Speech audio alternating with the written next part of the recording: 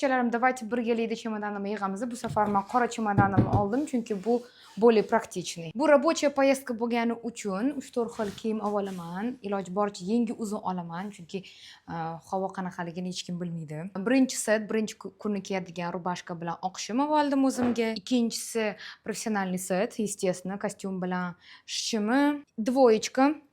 Juda ham yumshoq двоечка. Opamniki. Buni скорее всего в samolyotga kiyaman. Yengi uzun jemfer oldim, chunki o'tgan safar Moskvada bo'lganimda ozgina sovuq edi, hech narsam yo'q edi kiyishga, o'shanga oldim o'zimga. И вдруг agar yomg'ir yog'sa, на всякий случай ветровка ham oldim. Oyoq kiyimlardan lofer oldim, agar lofer deb aytilsa. И juda ham удобный kabluk oldim, chunki ikkita eventimda ham tikib turaman. Bilan har doim 3 xil kosmetika olaman. Birinchisi bu hamma kosmetika narsalarim bor, dekorativная kosmetika. Ikkinchisi bu уходовая kosmetikam uchun va uchinchisi bularga sig'magan narsani shunga solib olaman. Va eng asnosiysi bu meni ikkita kompyuterim va kitob. Yaqinda Lyubovniy roman o'qishni boshladim, chunki 10 soat почти uchar ekanman. O'shaning uchun nimadir bilandir mashhur bo'lishim kerak-ku. Shunaqa.